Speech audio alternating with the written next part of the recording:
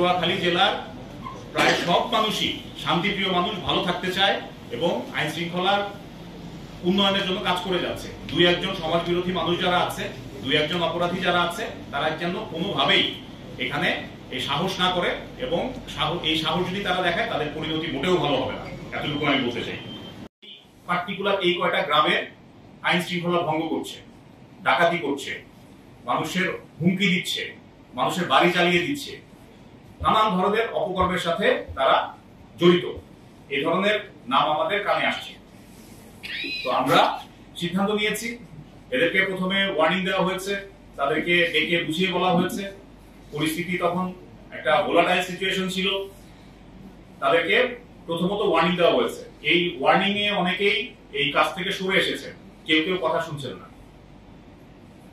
যারা শৃঙ্খলা ভঙ্গ করবেন তাদেরকে আইনের আওতায় নিয়ে আসা হবে, আইনের আওতায় নিয়ে আসা হবে। এবং আমি একটু বলতে চাই, আমি চুনুপুটি ধরবো না, আমি ধরবো রাঘব বলদের, যারা এই কাজগুলো করে আমাদের থেকে। এবং তাদের ধরে আনার পরে আমরা সেনা ক্যাম্পে নিয়ে যাব, তার সাথে আমি একসাথে গল্প গুজব করবো এবং তার কাছ থেকে জানার চেষ্টা করবো যে এর সাথে কারা কারা আছেন।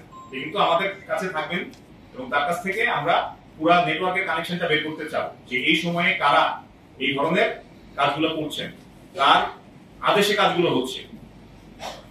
তো আপনারা যদি এই ঝুঁকি দিতে চান, নিতে পারেন।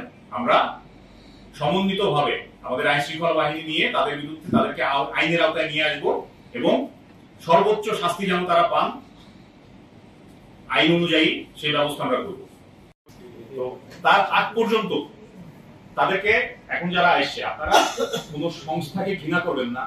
কোনো আপনি যদি কারো প্রতি যদি অভিযোগ থাকে, একটা কথা আছে, পাপকে ঘৃণা করো, পাপীকে নয়। একটা মানুষ হয়তো তাদের হয়তো নেতৃত্বের সমস্যা ছিল, তারা এখন কেউই নাই, বা এলাকাতে যে কনস্টেবলটা আছে বা যে অফিসার গুলো আছে থানাতে,